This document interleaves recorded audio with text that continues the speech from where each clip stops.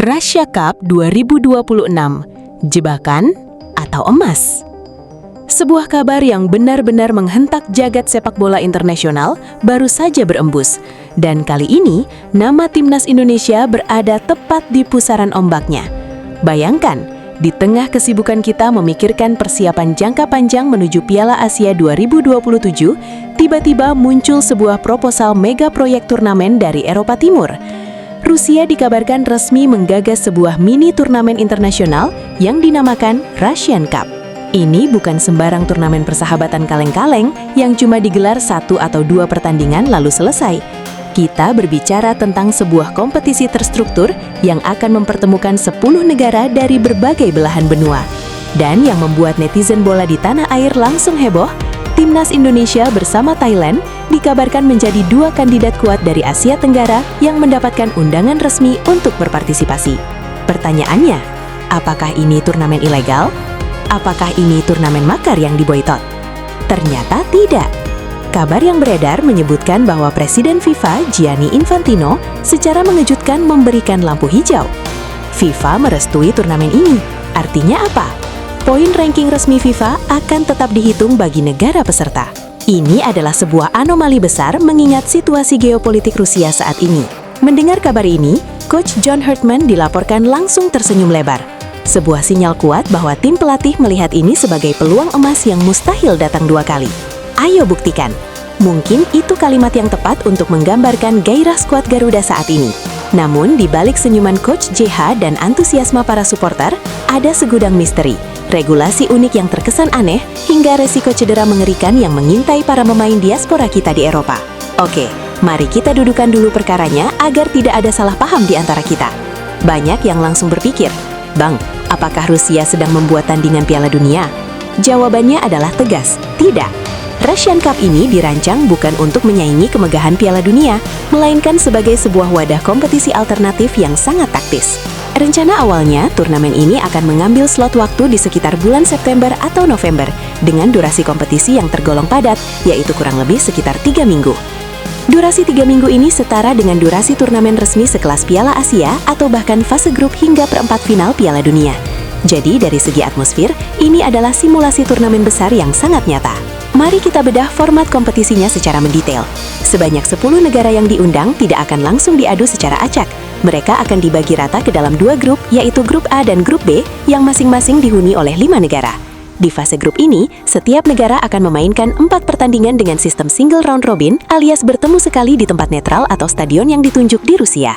Artinya, dalam waktu sekitar 2 minggu pertama, setiap tim akan dipaksa bermain sebanyak 4 kali. Jadwal yang sangat padat, bukan? Hanya ada waktu istirahat sekitar 2-3 hari di setiap laganya.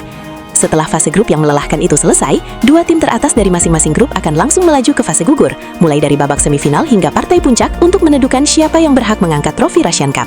Coba kita bandingkan format ini dengan agenda FIFA Matchday yang biasa dijalani timnas Indonesia selama ini. Biasanya, dalam satu jendela FIFA Matchday yang berdurasi 1-2 minggu, Indonesia paling banyak hanya melakoni 2 pertandingan persahabatan. Lawannya pun seringkali dipilih yang secara peringkat berada di sekitar kita atau sedikit di atas kita untuk mengamankan poin. Atmosfernya jelas terasa seperti laga uji coba biasa. Tekanannya minim dan variasi taktiknya terbatas. Namun di Russian Cup, ceritanya bakal berubah 180 derajat. Dalam satu momentum turnamen, sebuah negara bisa menghadapi minimal 4 lawan yang berbeda dengan karakter permainan yang sangat bervariasi dalam waktu singkat. Penonton akan disuguhkan tontonan di mana timnas Indonesia mungkin di pertandingan pertama harus meladeni tim dengan gaya bertahan total dan serangan balik cepat. 2 hari kemudian, fisik mereka akan diuji oleh tim yang mengandalkan determinasi tinggi dan postur tubuh raksasa. Lalu di laga berikutnya, mental taktis mereka akan diredam oleh tim yang memiliki kualitas passing dan ball possession kelas dunia. Bagi sebuah negara yang sepak bolanya sedang bertransformasi dan melesat maju seperti Indonesia, pengalaman bertanding di turnamen dengan format seperti ini adalah sesuatu yang sangat mahal harganya. Ini adalah universitas sepak bola yang sesungguhnya bagi generasi baru skuad Garuda. Sekarang kita masuk ke bagian yang paling menarik dan mungkin membuat banyak pengamat hukum olahraga mengernyitkan dahi, yaitu soal regulasi dan kalkulasi poin FIFA di turnamen ini. Bagian ini krusial banget bro, jadi simak baik-baik.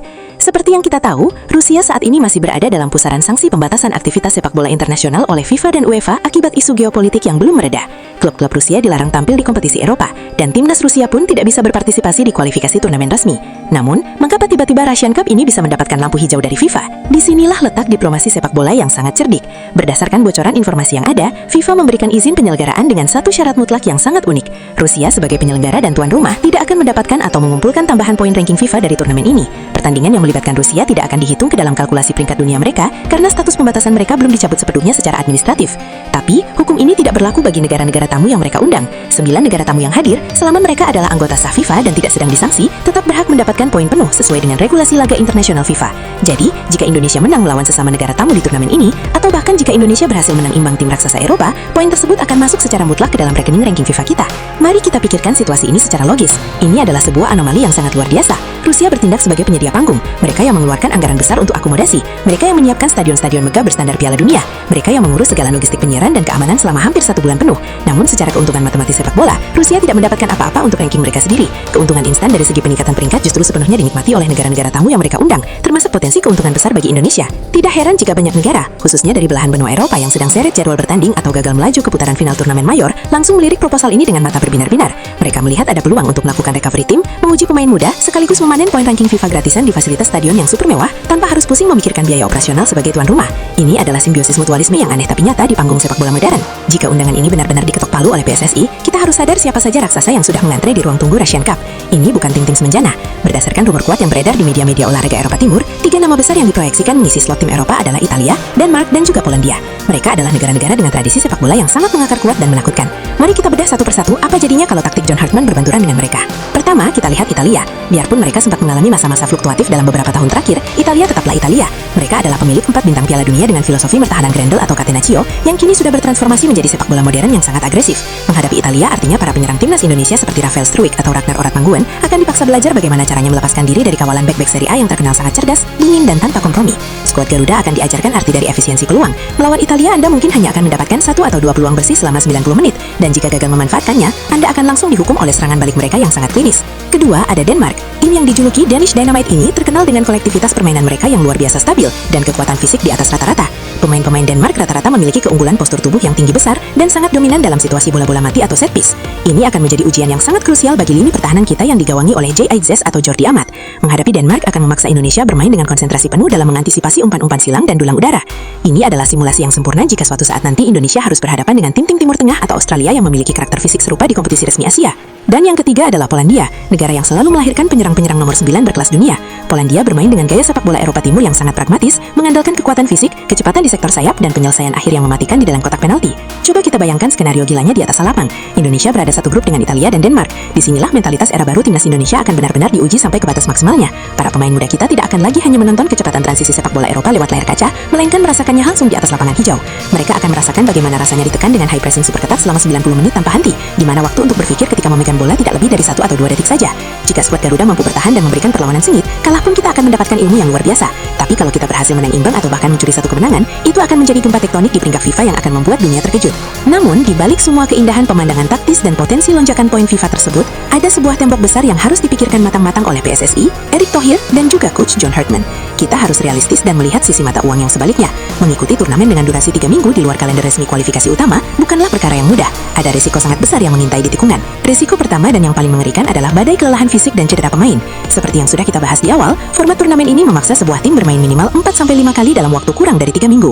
Jadwal sepadat ini adalah musuh utama bagi otot-otot para pesepak bola profesional. Satu saja pemain pilar kita mengalami cedera robek otot atau cedera ligamen yang parah karena dipaksakan bermain di turnamen ini, kerugiannya akan sangat masif. Mengapa? Karena target utama dan harga mati kita yang sesungguhnya ada di awal tahun 2027, yaitu putaran final Piala Asia.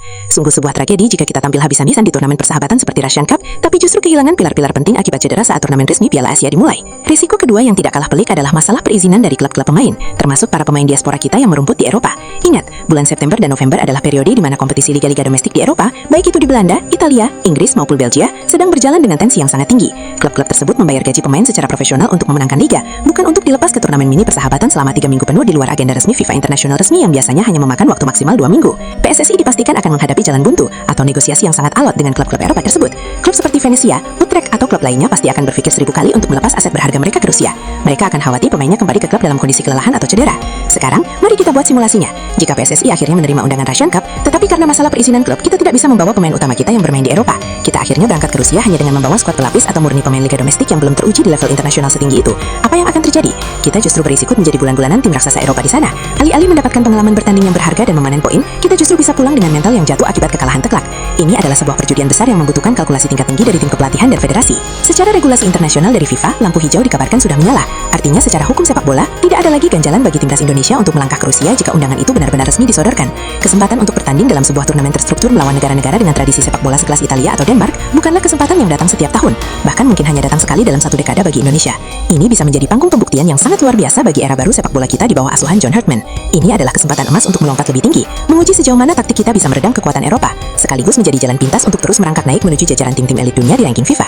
Namun di sisi lain, PSSI juga harus bersikap sangat bijak dan dingin dalam mengambil keputusan. Mereka harus menimbang dengan jeli, apakah keuntungan taktis dan poin yang didapat sebanding dengan risiko badai cedera yang bisa merusak mimpi besar kita di Piala Asia 2027 nanti. Apakah jaminan keutuhan fisik para pemain kita jauh lebih berharga daripada sekedar trofi atau poin di turnamen persahabatan? Bola panas kini sepenuhnya berada di tangan federasi dan tim pelatih. Kita sebagai supporter tentu berharap apapun keputusan yang diambil nantinya, itulah yang terbaik untuk masa depan sepak bola Indonesia. Nah, sekarang giliran kalian yang berbicara, bro. Setelah mendengar seluruh kupasan tajam dan mendalam tadi mengenai peta kekuatan lawan, hitung-hitungan poin FIFA hingga risiko cedera yang mengintai, bagaimana